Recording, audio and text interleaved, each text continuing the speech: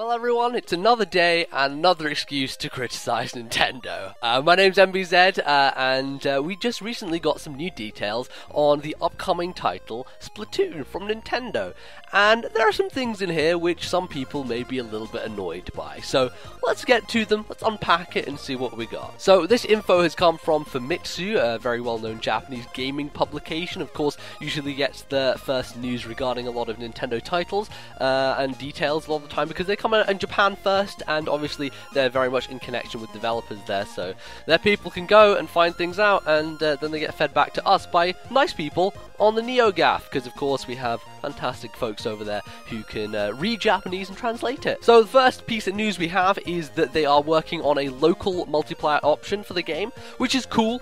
You know, obviously a lot of games these days are online, right? That's the majority of things, especially when you come to shooters. Shooters are an online kind of gameplay style, and that is, you know, the main focus there. But, you know, Nintendo, they love their local multiplayer experiences. Mario Party, Mario Kart, Smash Brothers, they all have local modes, and most of the time Nintendo push those a little bit more than the multiplayer stuff, the online stuff, should I say.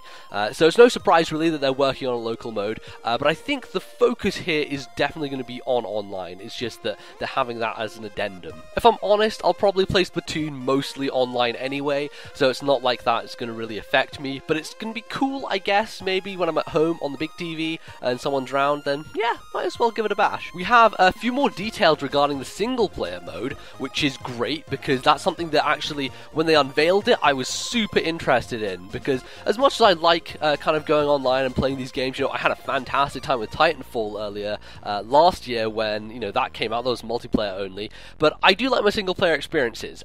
Those are big deals for me, and this is called Hero Mode is what it's going to be named, the main mode, and it seems like it is going to be like a 3D platforming style thing. That's what they're saying, which is great, because what we were seeing was very kind of Mario Galaxy style inspired stuff, and, you know, a bit of Sunshine influence in there as well. Obviously the ink stuff and the paint, very reminiscent of Sunshine. So if we get something with brand new creative ideas, you know, just like what EAD Tokyo did with Galaxy, and, you know, bring those mechanics in as well, I can see some really fascinating, interesting stuff, especially, you know, with the traversal options you have with the squid, going through the pane and jumping up, and a load of crazy things could happen. So that is something that I'm super stoked for, and hopefully will be great. Now let's get to what is perhaps the less great news about these details. So the game is not going to implement any sort of CPU fighters online, which means they will wait until you have guaranteed 8 people in a match before it starts.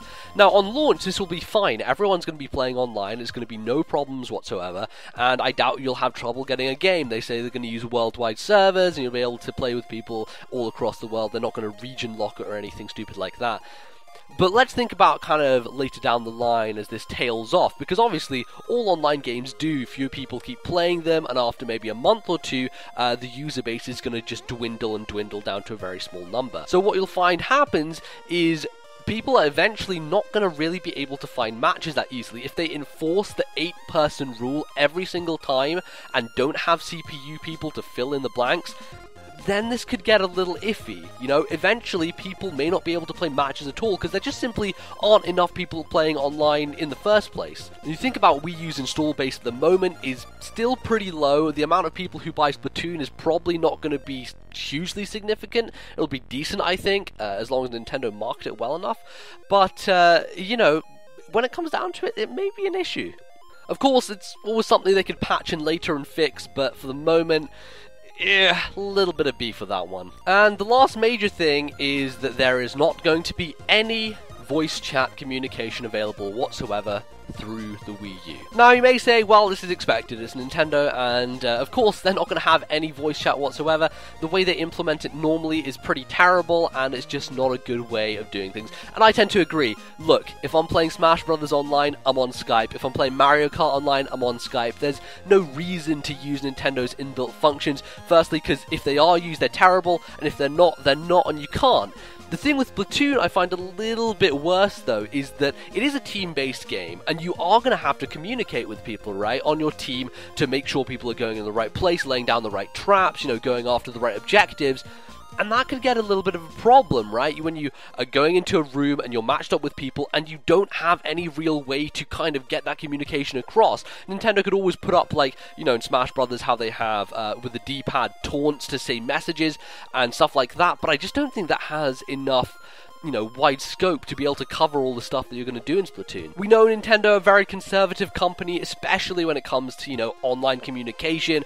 Remember, for so many years, friend codes were such a big deal because Nintendo didn't want, you know, horrible things happening online and them to be taken accounted for.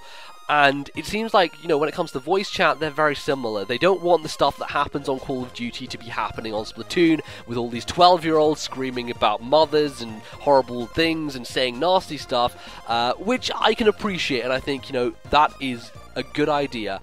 But unless you have, like, your own friend group who you can go online with and have a fun time with by going onto Skype and forming your own thing, then you may have a little bit of an issue with Splatoon, because you may not get the most out of it just straight up doing it without voice chat. Now, this certainly isn't a game changer for me. I will most likely be on Skype with people playing Splatoon however I feel, and I won't need to deal with anyone else.